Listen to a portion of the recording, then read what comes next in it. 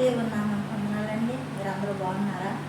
మీరందరూ బాగాలని సిస్టర్ దినదినము ప్రార్థిస్తుంది. ఈ దినము కపటోపాయం చేత ఉన్నటువంటి సహోదరుల గురించి. కపటోపాయం చేతనే దేవుని సిలువకు అప్పగించాడు. మరి అన్నదమ్ముల్లో కూడా కపటం ఉంది, అక్కజల్లుల్లో కూడా కపటం ఉంది.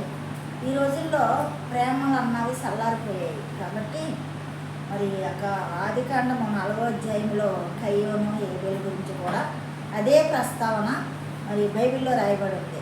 మరి కయ్యోను అర్పణలో దేవుడు అంగీకరించలేదు కాబట్టి తన సహోదరుడైనటువంటి హేబేలు మీద కోపం పెంచుకున్నాడు.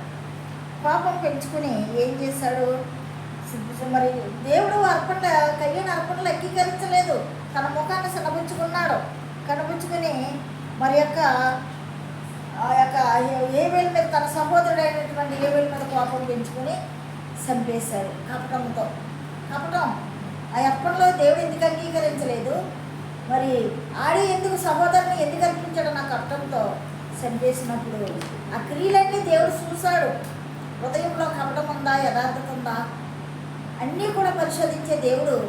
మరి ఆదికాండము 4:8-9 ఏం చెప్తుందంటే, 4:8-9 కయ్యూను తన తమ్ముడైన హేబేలుతో మాటలాడెను. వారు పొలములో ఉన్నప్పుడు కయ్యూను తన తమ్ముడైన హేబేలును మీద పడి అతనిని చంపెను. ఎందుకు? దేవుడు అర్పణలు అంగీకరించలేదన్న కోపం. అప్పుడు యెహోవా, నీ తమ్ముడైన హేబేలు ఎక్కడున్నాడని కయ్యూను అడగగా అతడు నేను ఎరిగినని బొక్కుతాడు. చంపేశాడు, నేను ఎరిగినని బొక్కుతాడు. అయితే ఆ సంపుడు ద్వారా మరి ఆయన రక్తము గోజాడింది కాబట్టి నీ దేశదిమ్మరమై తిరుగుతావని వాక్యం చెలవిస్తుంది.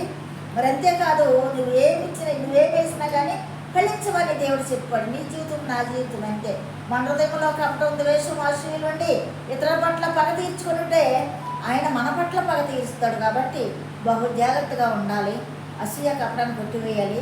యథార్థముగా ప్రేమ కలిగి జీవించాలి. నిన్ను వలని పొరుగు వారిని ప్రేమించాలన్న వాక్యం ఉంది కాబట్టి ఆ రీతిగా ప్రేమించేవారుగా మనం ఉండాలని యేసయ్య కోరుతున్నాడు. ఆమె సబ్స్క్రైబ్ చేయండి.